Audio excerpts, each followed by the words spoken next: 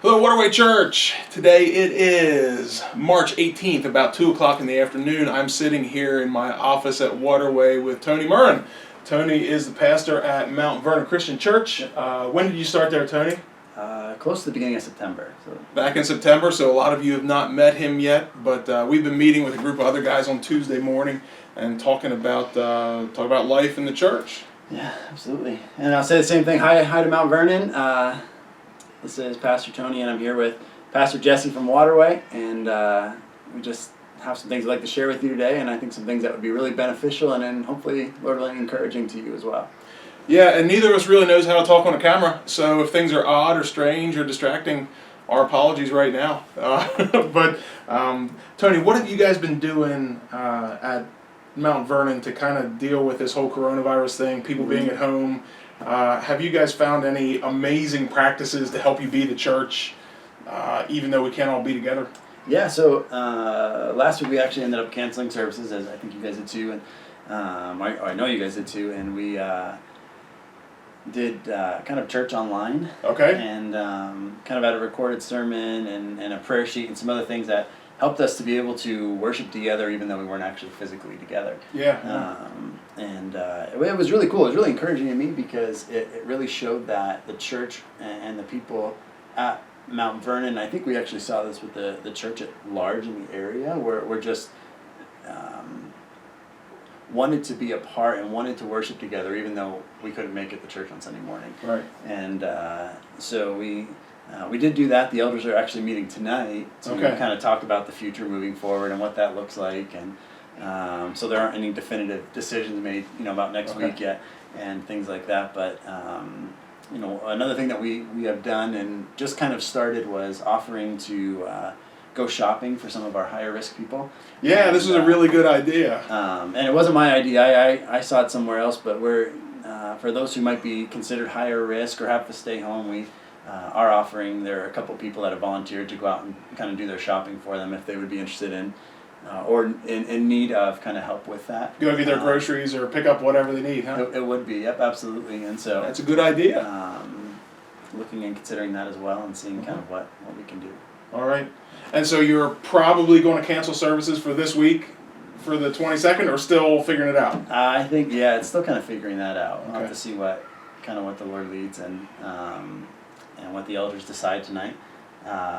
Another thing we've done is we're starting like a daily, and similar to what you're doing, and actually the idea came from you, was that daily update to the congregation. Gotcha. And just trying to keep everyone together, right? And so, even though we can't meet together regularly and maybe small groups have been disrupted and youth group might not be happening the same way it was, still trying to keep us together as a church in that. So, How about you guys?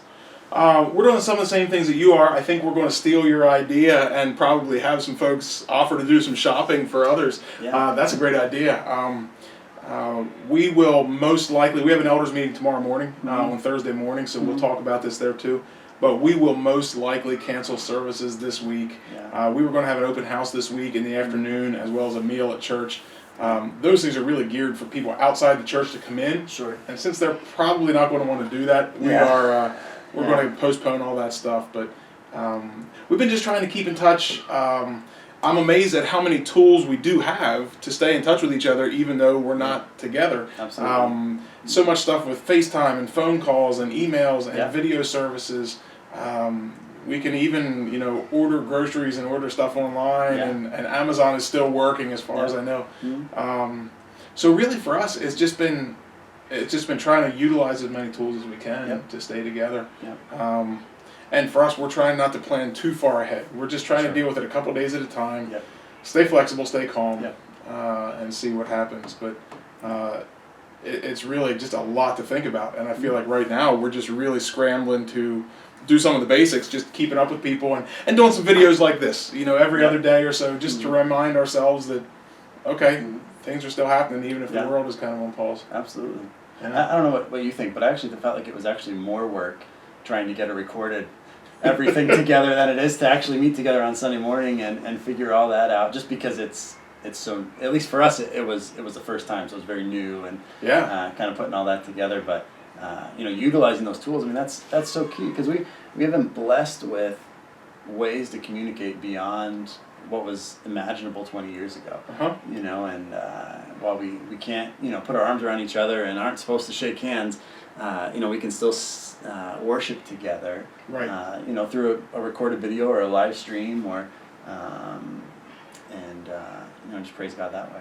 Yeah, and I think what was weird for us is just that there was so much communication that had to happen, and so many decisions that felt like they needed to happen quickly. Yeah, because last week, here. I mean, things started really getting a little funky around here on Thursday, and then Friday was when we started getting news that maybe the schools were going to shut down. Maybe there's a local case, and Chester County Health Department was making some proclamations. And so it felt like Friday, our elders were all still at their jobs, they were still working. How do we talk? How do we communicate? But yet, we want to talk to everybody as quickly as we can. And so I know Friday and then into Saturday, just as we canceled and then as we prepared for what are we going to do, it was a lot of work just to coordinate all that. Absolutely. Now, this week has actually felt a little bit more laid back for me, because we can kind of slide into it as the week goes. Sure. But yeah, a lot going on. And I know one of the things I've been appreciating just of our people here at church is that nobody has gotten super anxious in a way that like spills over onto others. So I don't see anybody here, come on guys, what are you doing? I think most people kind of understand that this is uncharted territory. It's really strange, and we're just doing the best that we can. Because it is. I mean, it's completely uncharted territory, as you're saying. And I think one of the cool things in watching how you guys responded, and then also how so many other churches in Lancaster responded, and it wasn't just hey, this is the decision wasn't made in fear to close, right? Instead, it made in wisdom and in love, and but it also wasn't a hey, we're closing the doors and good luck, have fun at home this week, right? Because that's possible to do that, right? And just say, hey, we're not meeting this week, so you have a Bible at home, and if not, download the Bible app and have fun.